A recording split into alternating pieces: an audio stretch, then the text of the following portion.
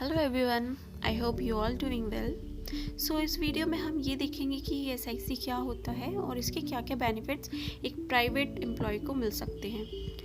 ये जो ईएसआईसी है ये मेडिकल इंश्योरेंस होता है। ये उन एम्प्लॉयज़ के लिए है बेसिकली जो प्राइवेट कंपनीज़ में वर्क कर रहे हैं या उन लेबर्स और एम्प्लॉयज़ के लिए जो फैक्ट्रीज़ में वर्क कर रहे हैं। सो इसमें एलिजिबिलिटी क्या है, जो एम्प्लॉयज़ जिनकी सैलरी 21,000 या 21,000 से कम है, ये उनके और उनकी फैमिली के लिए एक मेडिकल इंश्योरेंस जो कि गवर्नमेंट की तरफ से प्रोवाइड कराया जाता है।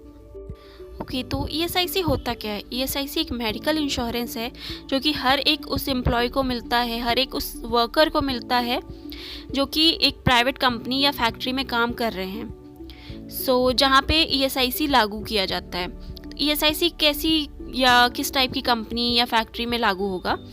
ईएसआईसी वहीं लागू होता है जहाँ पे 10 या 10 से ज़्यादा एम्प्लॉयज़ एक साल में काम करते हैं या काम कर रहे हैं। तो ईएसआईसी का जो ये रूल है और जो ईएसआईसी की फैसिलिटी है, ये ministry of labour and employment के अंडर आती है। अगर हम आज की बात करें तो ऑल ओवर इंडिया में 154 ईएसआईसी हॉस्पिटल और 1,500 डिस्पेंसरी की फैसिलिटी हर एक उस एम्प्लॉय को मिलती है जो कि ईएसआईसी में रजिस्टर है, जिसमें गंभीर से गंभीर बीमारियों का इलाज भी मुफ्त में किया जाता है और हर वो फैसिलिटी, हर वो सुविधा उपलब्ध है।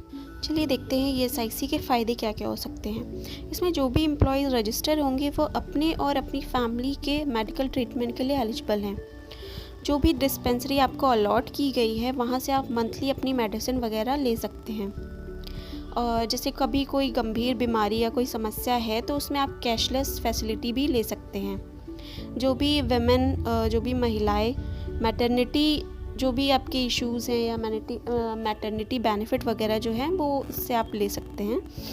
कुछ ऐसी निश्चित परिस्थितियाँ, कुछ ऐसी सर्कमस्टेंसेस हैं जिसमें कभी कभी आपको बेरोजगारी भत्ता भी इससे प्राप्त हो सकता है। ईएसआईसी के फ़ायदे हम थोड़ा सा ब्रीफ में देख लेते हैं। तो ईएसआईसी उन एम्प्लॉयज़ को मिलता है जिनकी सैलरी 21,000 या 21,000 से कम है मंथली। और पहले क्या था कि जिन एम्प्लॉयज़ की सैलरी 15,000 मंथली थी उनको दिया जाता था, लेकिन 2016 से इसको बढ़ाकर 21,000 कर दिया गया है। तो इसमें फ़ायदे क्या क्या हैं कि जो भी रजिस्टर्ड एम्प्लॉयज़ हैं वो अपने और अपनी फैमिली का ट्रीटमेंट इसमें करा सकते हैं, मेडिसिन वगैरह मंथली डिस्पेंसरी से ले सकते हैं और ज़रूरत पड़ने पे आप अपनी जो भी ईएसआईसी के हॉस्पिटल वगैरह हैं वहाँ से आप मुफ्त में इलाज करा सकते हैं। या कभी ऐसी कोई गंभीर बीमारी एम्प्लॉय या उसकी फैमिली मेम्बर को कभी होती है तो उसमें आप रेफरर के थ्रू आप किसी भी प्राइवेट हॉस्पिटल में आप एडमिट हो सकते हैं और जो भी खर्चा है वो ईएसआईसी ही आपका बियर करेगी। कभी किसी वजह से एम्प्लॉय को परमानेंट डिसेबलमेंट या टेम्परेरी डिसेबलमेंट हो जाता है तो ईएसआईसी उसमें भी आपको बेनिफिट देता है। ईएसआईसी जो भी महिलाएं वगैरह हैं उनको मैटरनिटी बेनिफिट प्रोवाइड कराता है।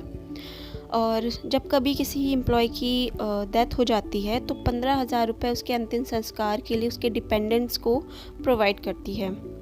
और मृत्यु हो जाने के बाद जो भी एम्प्लॉयज़ हैं उनकी जो पेंशन है वो 3 पार्ट्स में डिवाइड होती है, जिसमें फर्स्ट उनकी वाइफ को जाता है, देन उनके बच्चों को और उनके माता पिता को जाता है।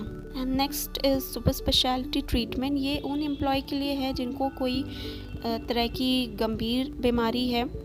इसके लिए क्या है कि आपको 78 डेज़ आपके रजिस्टर्ड होने चाहिए ईएसआईसी में, और जो भी रजिस्ट्रेशन डेट होगी आपकी ईएसआईसी में वहाँ से काउंट होंगे आपके 78 डेज़। तो 78 डेज़ अगर आपके हैं तो आप इसके लिए एलिजिबल हैं। एंड सेकेंड इज़ अगर कोई एम्प्लॉय अपनी फैमिली मेम्बर का स्पेशल ट्रीटमेंट कराना चाहता है तो उसके 156 डेज़ कंप्लीट होने चाहिए। भी आपका ट्रीटमेंट अगर चल रहा है, आप उसको long time super speciality treatment के अंडर चाहते हैं तो आपको उसकी एलिजिबिलिटी भी एक्सटेंड करानी होती है, जो कि डिस्पेंसरी या आपके जो भी रीजनल ईएसआईसी ऑफिस है वहाँ से हो जाएगी। और जब मैटरनिटी बेनिफिट हो या मिसकैरेज, उसमें भी आपका जो ईएसआईसी है वो आपको बेनिफिट प्रोवाइड करता है। एंड नेक्स्ट इज़ ईएसआईसी में रजिस्ट्रेशन कैसे होता है।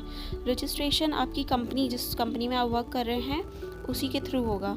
एंड इसका क्लेम कैसे आप ले सकते हैं, क्लेम के लिए और मेडिकल ट्रीटमेंट के लिए आपके पास ESIC कार्ड होना बहुत ही ज़रूरी है। तो ESIC कार्ड जो होता है वो 3 पेजेस का होता है, जिसमें फर्स्ट पेज आपका ये है जिसमें आपकी सारी डिटेल्स वगैरह होती हैं। नेक्स्ट पेज में जितने भी बेनिफिट होते हैं ESIC की वो सारे लिखे होते हैं, आप उसको पढ़ भी सकते हैं। एंड थर्ड पेज में आपकी फैमिली फ़ोटो लगती है, जो भी आपके डिपेंडेंट उनके साथ, एंड सिग्नेचर होता है आपके एम्प्लॉयर का, एंड स्टैम्प लगती है आपकी कंपनी की।